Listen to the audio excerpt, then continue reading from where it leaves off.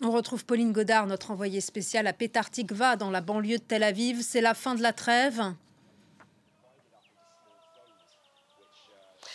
Oui, en effet, Judith, c'est la fin de la trêve et la reprise de la guerre. Cette guerre qui a repris tôt ce matin entre le Hamas et l'État israélien. Alors, chacun se renvoie la responsabilité de la réponse, de la reprise de ces combats depuis ce matin.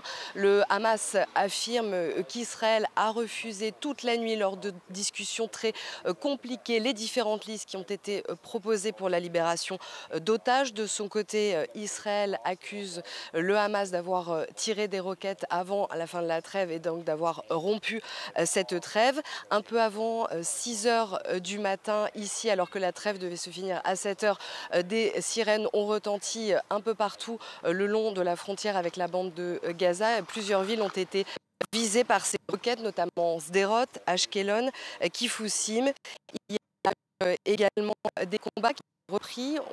On l'a appris entre le Hamas et l'armée israélienne à l'intérieur de la ville de Gaza. Israël a également annoncé qu'elle avait repris les bombardements et notamment sur le sud de Gaza.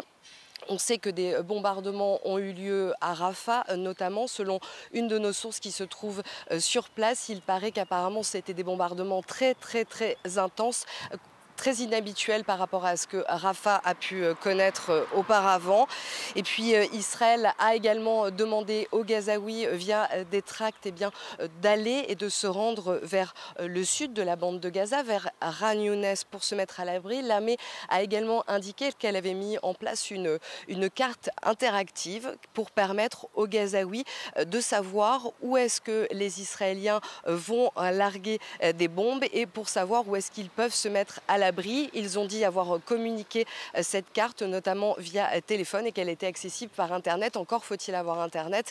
Dans la bande de Gaza, on sait que les communications sont très compliquées. Dans un communiqué, le Premier ministre Benjamin Netanyahou a annoncé ce matin que le Hamas avait donc violé les grandes lignes de l'accord, qu'il n'avait pas respecté l'obligation de libérer des otages, toutes les otages femmes avant la fin de la trêve et que des requêtes avaient été lancées.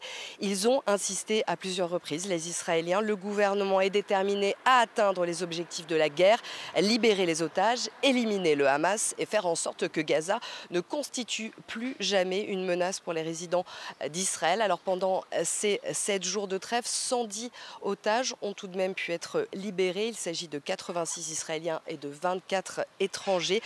37 otages sont toujours entre les mains du Hamas. On a également appris que les négociations étaient toujours en cours, en coulisses, mais que le Qatar avait dit que malheureusement pour l'instant ces négociations étaient d'autant plus compliquées depuis que les bombardements sur la bande de Gaza avaient repris.